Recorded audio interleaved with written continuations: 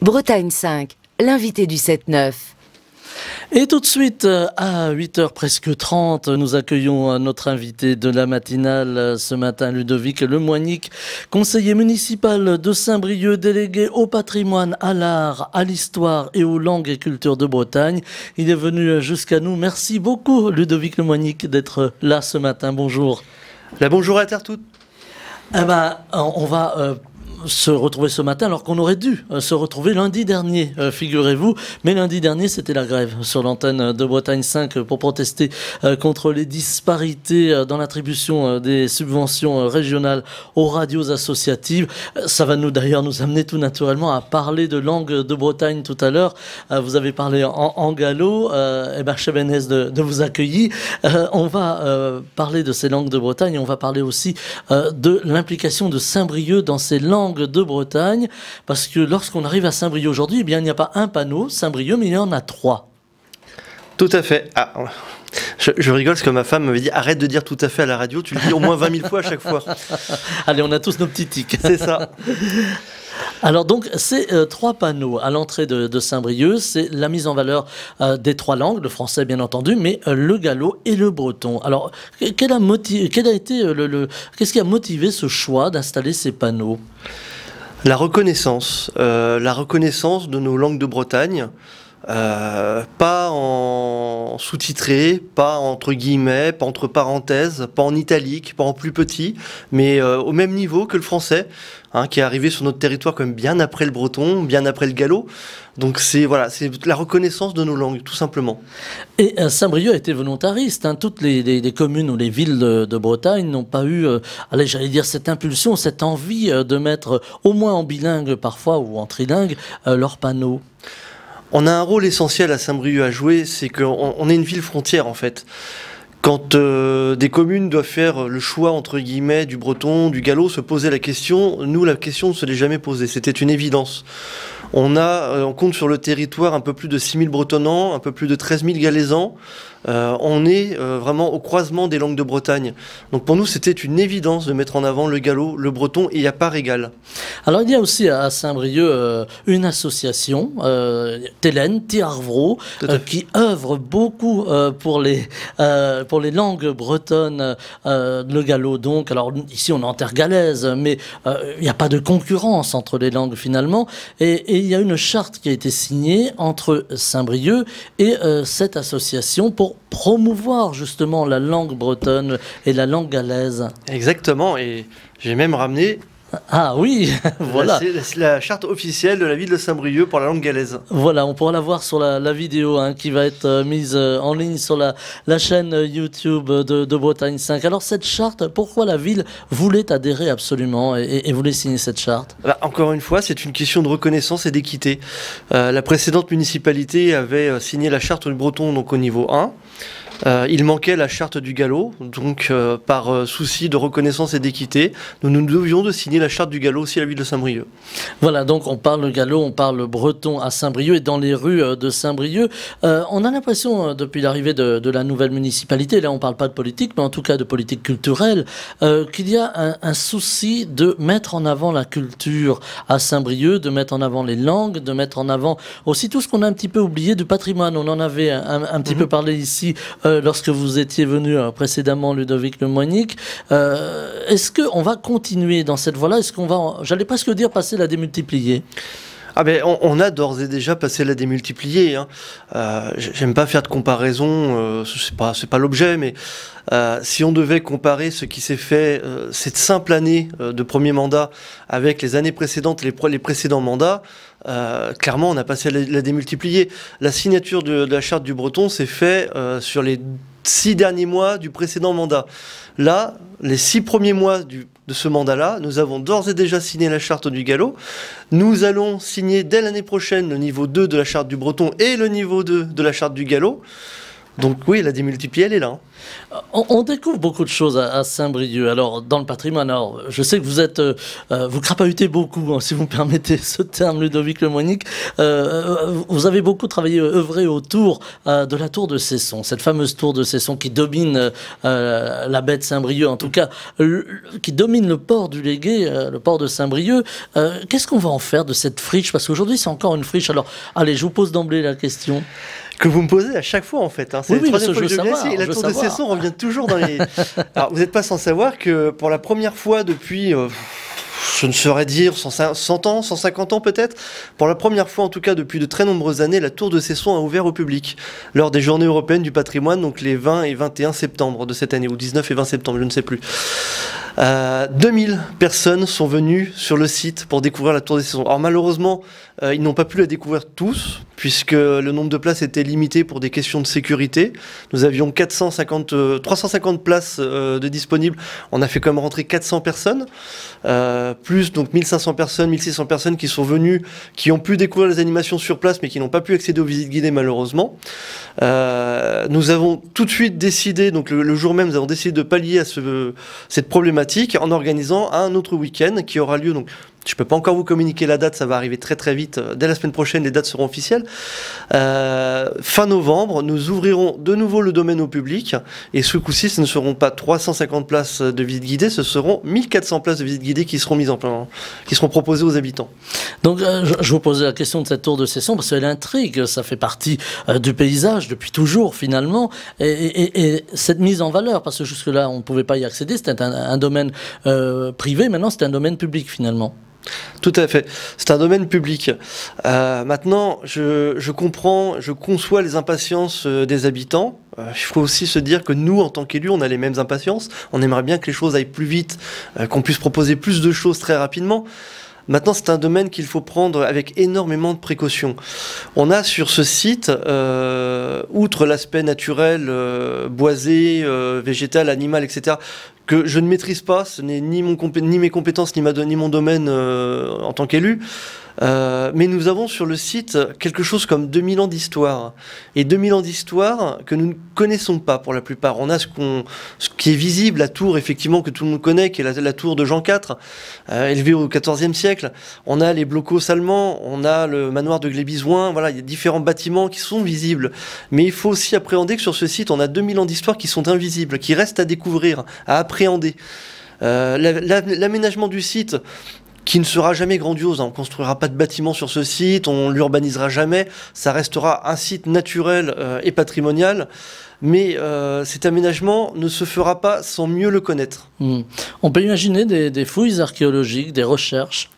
C'est le sens dans lequel on se dirige, puisque d'ores et déjà, nous avons eu plusieurs visites préliminaires sur le site, avec notamment l'INRAP et la DRAC, qui ont pu émettre des avis. Alors ce sont des premiers avis à chaud, on va dire, hein. D'autres rendez-vous vont être posés dans les mois, les années à venir, mais clairement il nous a été indiqué, alors deux choses, que le site était exceptionnel à tout point de vue.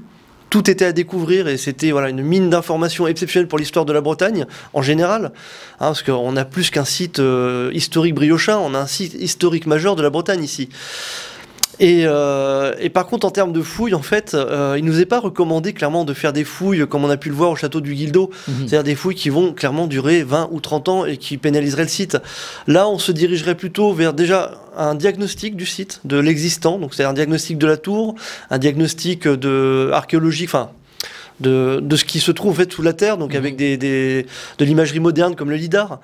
Mais pas de fouille complète du site. On partirait plutôt sur des petites fouilles ponctuelles, ciblées, sur des zones précises où on sait qu'il y a quelque chose. Voilà, pour essayer de découvrir encore un petit peu plus autour de l'histoire de cette tour de Cesson. Voilà, vous avez presque satisfait ma curiosité, Ludovic Lemoignic. Alors, je voudrais tout de même ajouter quelque chose qui est très important, parce que on l'a vu aux Journées du patrimoine et je l'ai vu encore en réunion encore en comité de quartier.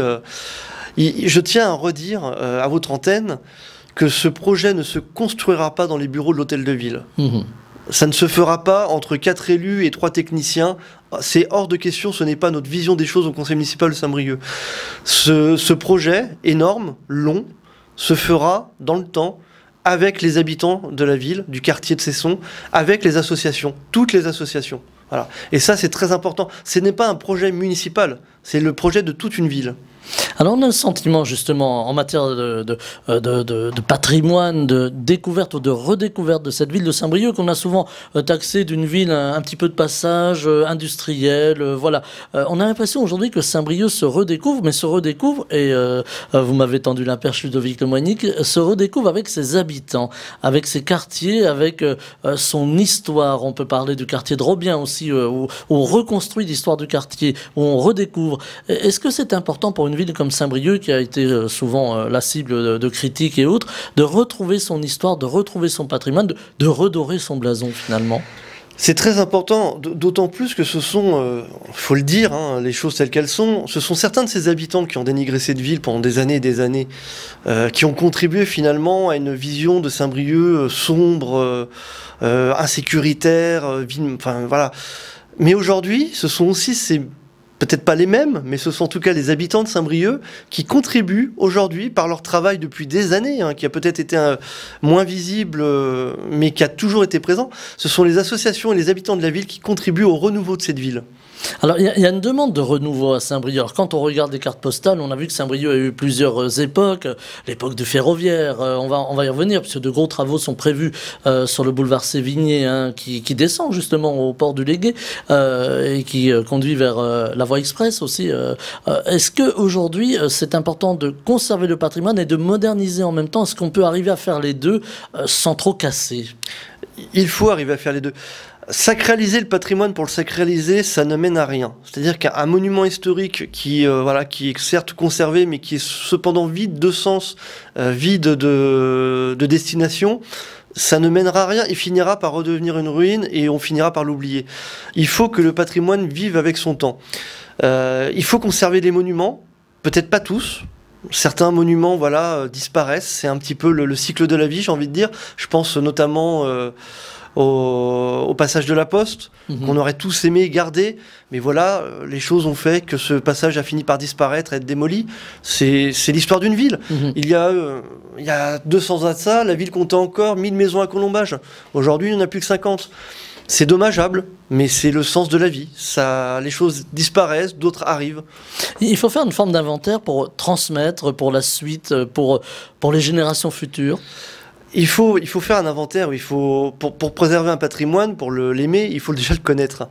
Et ça, c'est un reproche que je peux faire aux anciennes municipalités, clairement, c'est que jusqu'ici, le patrimoine, ils s'y sont pas intéressés. Vraiment, on en est là aujourd'hui. Si personne ne connaît le patrimoine de la ville, si certains briochans, on arrive même à dire que notre ville n'a pas d'histoire et pas de monument, c'est que quelqu'un, quelque part, n'a pas fait son boulot là-dessus. Quand j'ai pris quand j'ai pris ce mandat à la ville de Saint-Brieuc, je le savais déjà d'avant, hein, mais j'ai pris une délégation qui ne dispose d'aucun service municipal. C'est la seule ville en France de cette taille-là qui n'a pas de service patrimoine. C'est incroyable. Aucun agent de la ville n'est dédié au patrimoine. Alors, il y a des agents qui s'en occupent. Attention, je dis pas que personne ne le fait. Aux archives municipales, ils font ça très très bien. À la bibliothèque municipale, au musée, à l'urbanisme aussi, il y a des agents qui sont très impliqués, c'est ça, dans la sauvegarde du patrimoine de notre ville. Mais simplement, il n'y avait pas de coordination, il n'y avait pas de personne chargée du patrimoine qui coordonne toutes ces actions-là. Alors vous avez cette passion aussi chevillée au corps, hein, Ludovic Lemoignic. Qu'est-ce qu'il faudrait faire là en urgence? Alors on va oublier la tour de Cesson, on en a parlé, mais qu'est-ce qu'il faudrait faire en urgence aujourd'hui pour le patrimoine de Saint-Brieuc? Alors patrimoine, les monuments bien entendu, mais aussi patrimoine immatériel. On pense aux photos, on pense aux livres. Alors patrimoine immatériel, pas tant que ça, parce que les livres il y en a. Mais qu'est-ce qu'il faudrait faire finalement pour ce patrimoine, pour le sauver, pour le transmettre? Est-ce qu'il y a des urgences aujourd'hui? L'urgence, c'est de le faire connaître. Il faut faire connaître notre patrimoine. Je suis très régulièrement dans le centre-ville de Saint-Brieuc. Je fréquente les établissements du centre-ville assez assidûment, donc je suis confronté à la population tous les jours, et à la population et aux visiteurs de la ville. Et plusieurs week-ends, ça m'arrive souvent de croiser des visiteurs avec leurs petits plans qui sont là, qui tournent en rond, qui cherchent, qui ne comprennent pas, qui ne trouvent pas. Et naturellement, je vais vers eux, je vais les voir, je me présente. Et les gens me disent, mais on ne sait pas quoi visiter. Alors on est venu voir la cathédrale parce que c'est une évidence, mais on ne sait pas ce qu'il y a à Saint-Brieuc.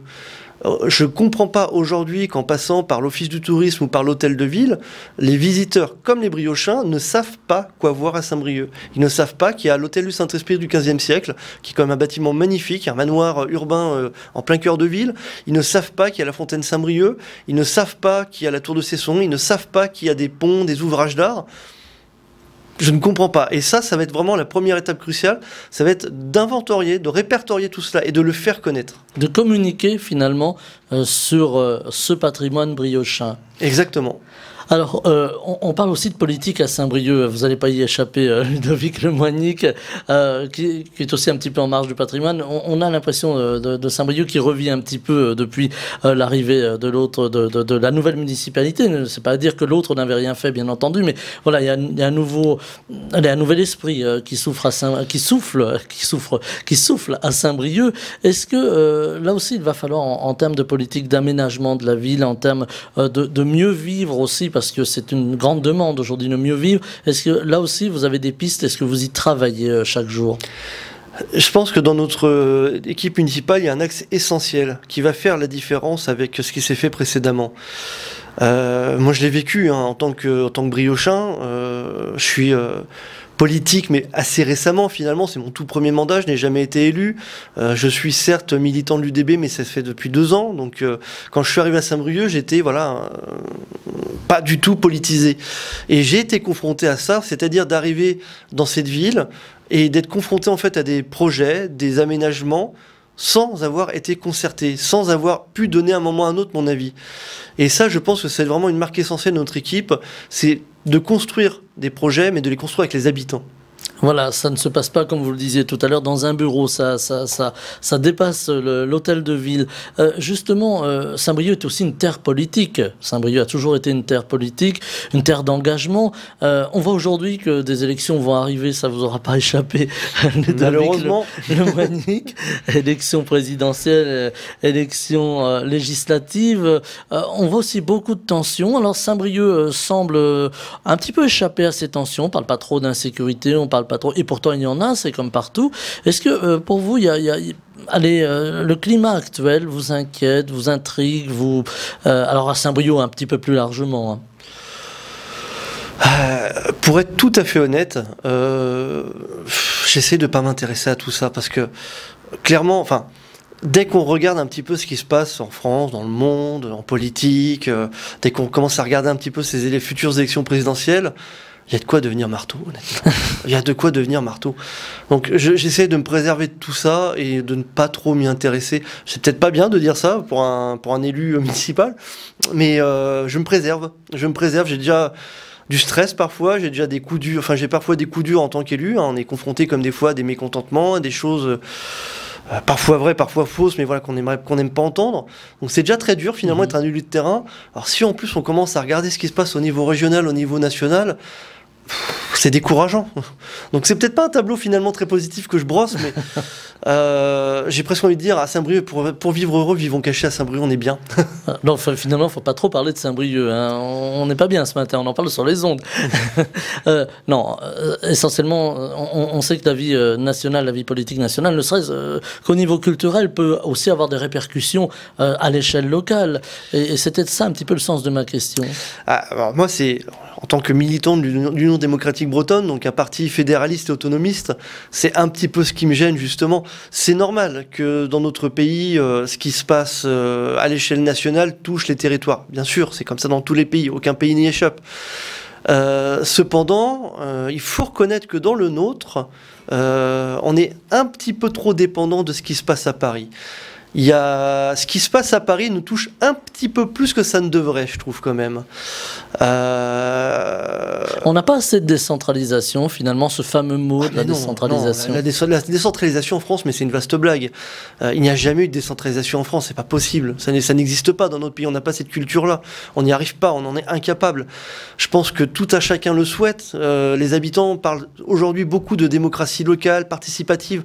C'est ça la décentralisation, c'est pouvoir décider ensemble localement. Mais ça n'existe pas.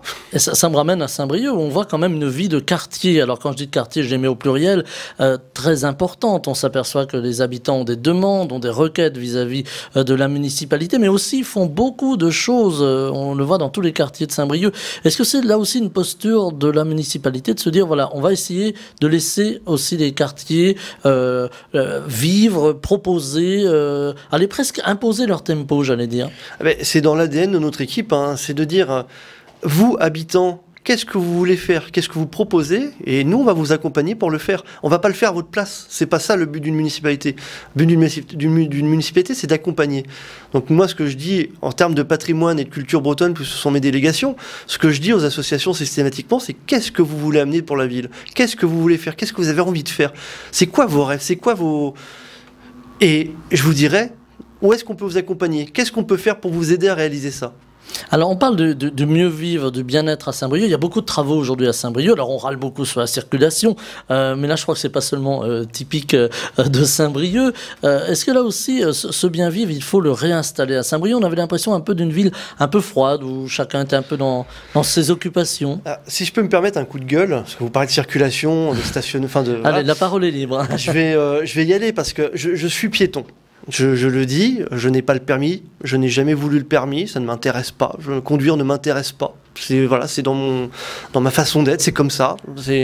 J'ai rien qui m'empêche de passer le permis. Hein. Si je le voulais demain, je le passerais, mais je ne le veux pas, ça ne m'intéresse pas.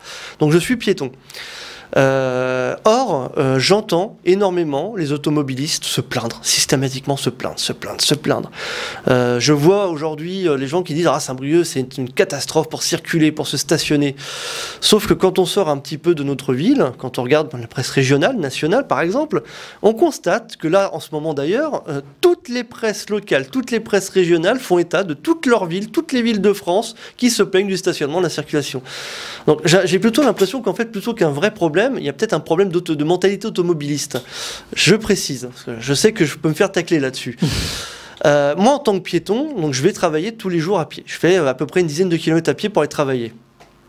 Je sais que tout le monde ne peut pas le faire, bien sûr. Hein, je ne dis pas que c'est ce que tout le monde devrait faire, loin de là. C'est moi, je le fais parce que je peux, point. Simplement, en tant que piéton, donc je traverse la ville de Saint-Brieuc, je suis confronté dans chaque rue de la ville à des stationnements sur les trottoirs qui forcent le piéton à aller sur la route. Hein, tous les matins, je le vois. Tous les soirs, je le vois, c'est systématique. Il n'y a pas une journée sans que ça m'arrive. Bon, moi, c'est une chose, mais quand je vois des lycéens, des étudiants, des collégiens qui passent par dizaines dans certains axes importants, qui sont aussi obligés d'aller sur la route, donc ce mauvais comportement de stationnement, additionné en plus à une vitesse excessive, partout, dans tous les quartiers de la ville, on nous l'a redit encore en comité de quartier, on a vu 2 comités de quartier vendredi soir, il n'y en a pas un qui ne nous a pas dit oh, tout va bien, on n'a pas de problème de circulation. Si, tous nous ont dit, dans toutes les rues, les gens roulent trop vite. Je vais vous donner un exemple. Parler un petit peu de vie privée, mais de mon épouse. Mon épouse qui ne comprend pas, à chaque fois, me dit, mais je comprends pas, les gens me collent au cul, les gens me doublent, les gens sont énervés en voiture, je ne comprends pas.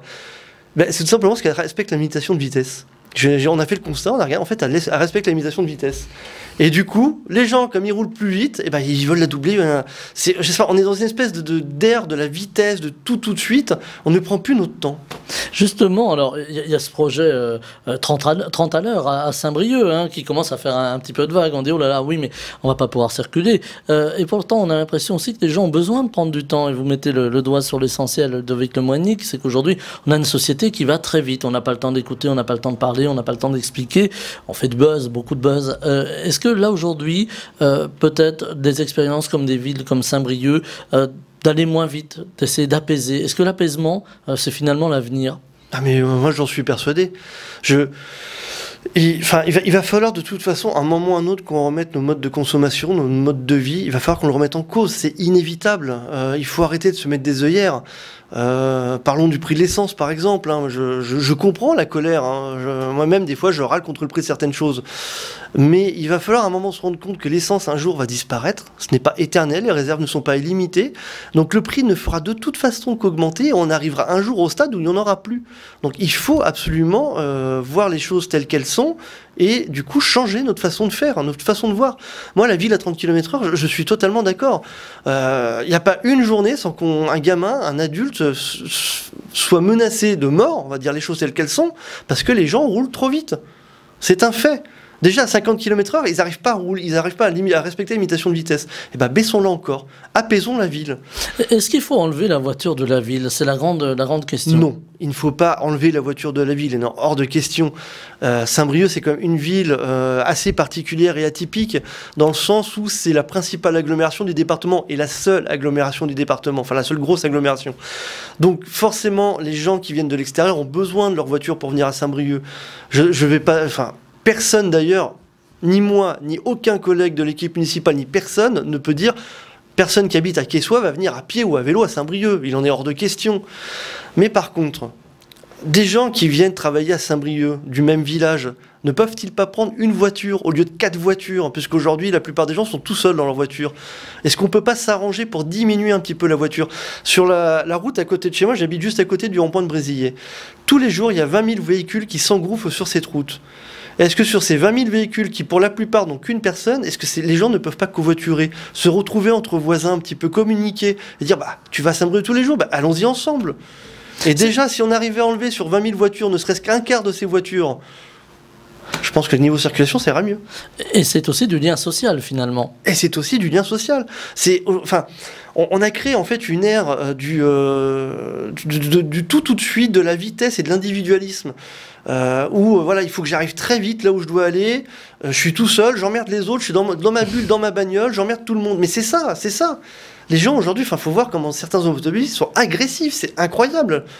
Je ne comprends pas. Il faut vraiment se casser cette bulle, sortir de cette bulle, discuter avec ses amis, ses voisins. Je pense, enfin, moi j'ai travaillé en entreprise dans la zone des Châtelets. Je ne comprenais pas. Il y avait 15 voitures sur le parking. On venait tous de Saint-Brieuc. Pourquoi on ne s'est pas à un moment retrouvé tous ensemble, dire bon bah pourquoi on se met pas à 4 ou 5 par voiture?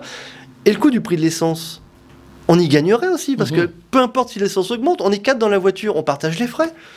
Là, on se rendrait compte tout de suite que pour aller bosser, l'essence coûte moins cher. Voilà pour la voiture et les mobilités et votre coup de gueule, allez, on peut le dire comme ça, Ludovic Lemoignic. On va terminer sur le patrimoine, sur les langues.